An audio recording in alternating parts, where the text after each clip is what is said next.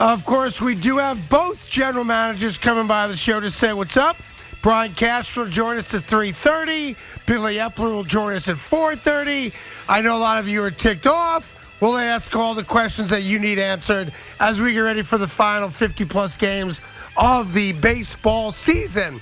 And to that end, the New York Mets and the Atlanta Braves start what is going to be a playoff-type atmosphere. 5 games in the next 4 days for National League East supremacy.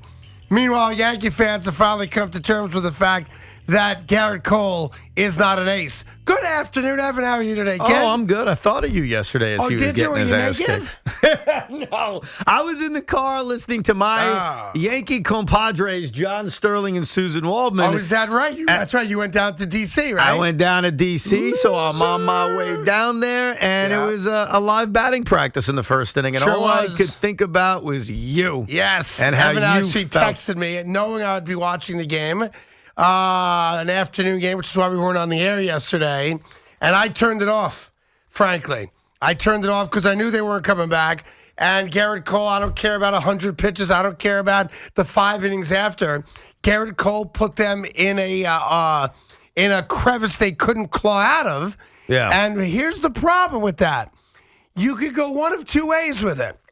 You could have the rhetoric, hey, every pitcher's going to have a lousy performance. That's probably true over the course of 30-plus starts. And to be fair, Gerrit Cole takes the ball every 5 days. A lot of guys don't with injuries and whatnot.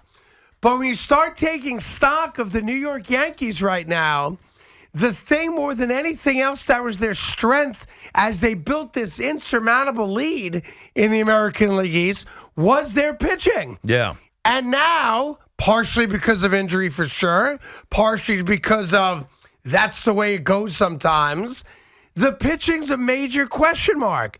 And he is the biggest question mark of all of them. I hate doing this, but I always want to be honest. Give me credit. Go ahead. I have to give you credit. Thank you. No, I do, because you talked a lot about Gerrit Cole before the season started not being an ace. And finally, I tried to pin you down. I said, okay, what is he? I want you to tell me. Give me a stat. Give me the stats of what Gerrit Cole's going to be. And you told me 3.5 ERA.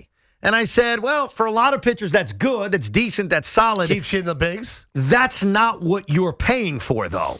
And so here's a bottom line through 22 starts. And you're right, you hit on something I always defend Gerrit Cole for, and it shouldn't be forgotten. He takes the ball every 5 days. Yep. And that's a value that Walker Buehler can't do, Jacob deGrom hasn't been able to do, a lot of guys haven't been able to do. Pitch every 5 days, he does that. But as we sit here, 22 starts into his season, he's had some dominant starts, he has. He's had some brilliant starts. He has a 3.5 ERA. Those are the numbers. Those are the facts. They haven't been helped out by his last 3 starts against Baltimore, Kansas City, and Seattle. But right now, when you look at the entire season of Gerrit Cole, what you have is something that's not good enough. Yeah, and here's the thing. I'm going to surprise you today. Game 1 of the postseason, Gerrit Cole's my guy because he has to be my guy. If there's a legitimate pitch count on Nestor Cortez, Tyone's not going to get the ball in the postseason. We haven't seen the new guy yet, obviously, which we will this week, that they just acquired. I'm blocking on his Frankie name. Montas. Frankie Montas, thank you. Yeah, but listen, here's the reality. This guy better figure it out. Because game 1 in October, he is getting the ball. And he should. There's no disputing that, and I guess he should. Well, a part of why but he should. Here's the problem with it. And the problem comes down to, I don't want to debate with you or talk with you about inside baseball stats. I think it bores people. It comes down to the eye test. And as a fan, if you're a diehard fan of the Yankees, here's our current reality. And I want to be very clear about this. This could change a week from today. But as we sit here today, Thursday, August 4th, he's going to get the ball game 1. If any series goes to a game 7, he's going to get the ball for game 7. And there's not a single Yankee fan alive today that trusts him. Doesn't mean he's not going to do a great job. He's clearly capable of being a lights-out pitcher. We've seen it, as you said. Right. But the reality is now the New York Yankee fan is taking stock of a team that looked perfect that's not. Right.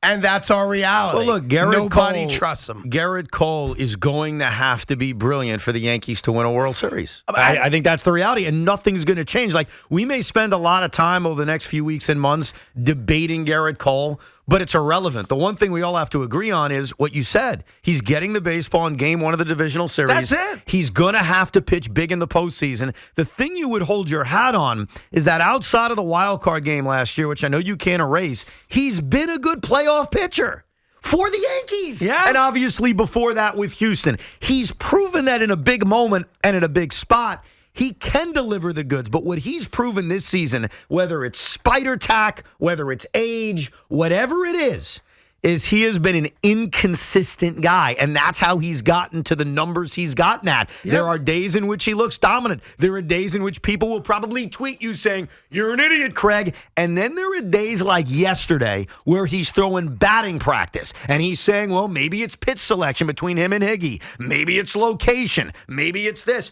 No one cares the reason. No one cares why. They care that it's happening. And yesterday was inexcusable. Matter of fact, we don't want to hear why. We don't want to hear we're working on it. And it's a lot of when he has a bad performance. We're not doing this. We're not doing that, which kind of throws Higgy under the bus. Like he's blaming somebody else. I'll throw Higgy under the bus. Kyle Higashioka's his pal. He's his buddy.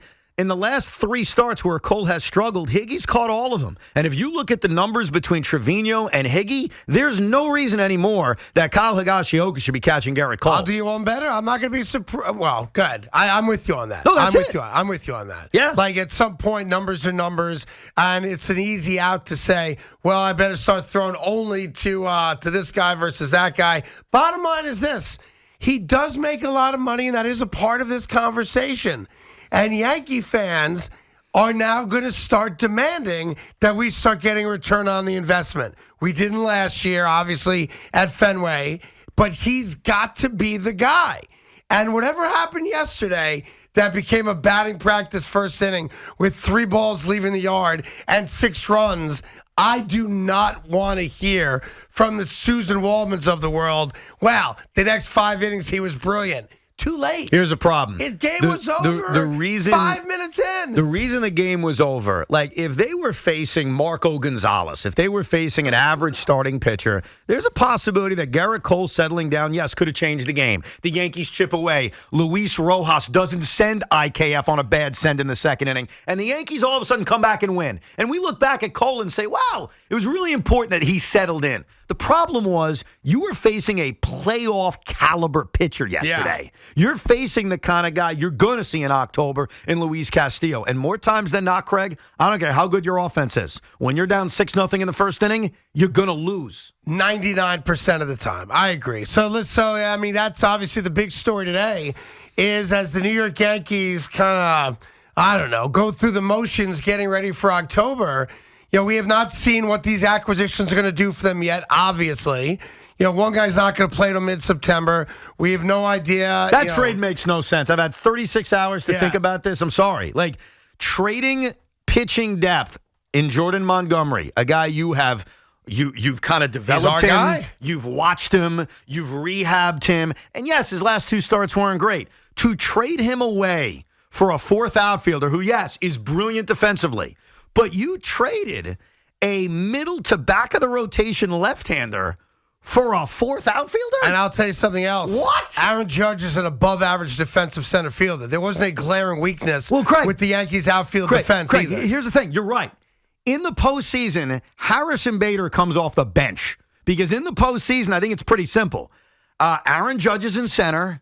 Andrew Benintendi's in left. He's got to wake up, by the way. Yep. Giancarlo Stanton is in right. Matt Carpenter's the DH, in all likelihood. Yeah. Or maybe Josh Donaldson's the DH. Like, Harrison Bader in the playoffs is a guy who comes off the bench for defense. I'm convinced that there was another trade attached to that, like a companion trade. There had to have been. And the Yankees got screwed on it. I will ask Brian Cashman about it, because to me, the trade doesn't make any sense. It really doesn't. And I'm not sure if he's going to admit to that, but we'll find out. We'll ask him those questions. He joins us at 3:30. Meanwhile, while the Yankee fans lamenting the latest start from Gerrit Cole, Hi. my friend. What's up? You got a playoff tonight. Oh, we do, don't we? Mets Braves is playoff stuff, guys. That's what it is. Yeah. And as much as Mets Yankees was the most highly anticipated game, I think this year, rightfully so, both teams in first place, a little battle for New York. Let's not discount tonight, baby. This matters more. 40,000 people strong. Mets Braves tomorrow night's that stupid blackout game where everybody gets a black T-shirt. But the next 4 days, 5 games against the Braves can go one of 3 ways. 3 ways? Yes. Okay. It could go Metza. You go 3-2, you go 2-3. No harm, no foul. Right. Gain a game, the lose standings the game. remain very similar at the end of this big 5-game series. So that is absolutely on the table right now. The other way is the Atlanta Braves come in and take 4 out of 5 or sweep you, obviously. And then the third way is flip that. The New York Mets take 4 out of 5 or sweep, and the division's over. They could very much step on their throats, no doubt. This right now is the 2022 regular season in the balance. And my question to you and all Met fans out there, you can only pick one of 3. Which do you think is going to happen? The split. Metza split? Metza. Mets dominate, Braves dominate. Metza. And I don't know if that's me being confident or pessimistic. I guess you could decide that. But the Atlanta Braves are a tremendous baseball team. The New York Mets have proven this year they're a tremendous baseball team. And assuming health is right, we're going to see Max Scherzer on Saturday. We're going to see Jacob deGrom on Sunday. I think that these are 2 titans battling it out. So if I had to predict 3-2, 2-3, I would say it's 2-3, 3-2. And even though for our psyche, winning 3 out of 5 is a big deal to win this series, where they've set themselves up 4 games up in the loss column, because that's all that matters, winning the division. I don't care how you do it. I agree 100%. Just win the freaking division. That's really a reasonable goal, where if you lose 3 out of 5 or win 3 out of 5, you're in a pretty good place. Look, you can't lose the division the next 4 days. You can lose first place lead by a game. You can't lose the division. The season isn't over. The flip side, though, is right there in front of you. If you can take 4 out of 5, obviously you can't. I mean, a sweep would be great. Unlikely. But if you can take 4 out of 5, and now your lead becomes 6 in the loss column, all of a sudden, breathing room, some space. 7 in the loss column, by the way. Even if it's bigger. 4 out of 5. Yes. Yeah, because they're 7, that's right. They're 4 up right now. The division's over at that point. And remember, a year ago, the New York Mets and the Atlanta Braves played a 5-game series. And I think that 5-game series defined what happened to the Mets and the Braves. My feeling is that because the Atlanta Braves won a few of those games, they decided to go for it. Now, as a result of going for it, they actually won a World Series. They did. They did. Was it something like that? No, that's the facts. The Mets were 4.5 games up going into that 5-game series. And the Mets lost 3 out of 5. So it wasn't the nightmare we described. 3-2. But it was enough for Anthopoulos to say, let's go for it. And what I'll never forget about that 5-game series is the GM at the time allowed Gerrit Eichhoff to make a start, allowed Aaron Loop to make a start as an opener. This is very different. The Mets are very different. The Braves are very different. Very, very different. But yet, 5-game series, 4.5 games up a year ago, that was the part that was the same. Well, we got lots cooking. You're a diehard Met fan, all pumped up, excited for the start of this series. We want to hear from you all afternoon. If you're a Yankee fan that's beside yourself, that Gerrit Cole has proved again last night that you just don't trust him. Doesn't mean, by the way, he's not going to be a lights-out 7 innings, 110 pitches, great starter in the postseason. It just means that today you have no confidence in him. And that's a tough place to be when you've had this amazing regular season. Who the hell do you have confidence in to take the ball in a game 1, a game 5, or a game 7? Today, it ain't Gerrit Cole, and yet it has to be Gerrit Cole. It's a crazy dichotomy for Yankee fans. We'll get your calls on it all afternoon. Tons of other stuff to get to. We will get to it throughout the 4.5 hours.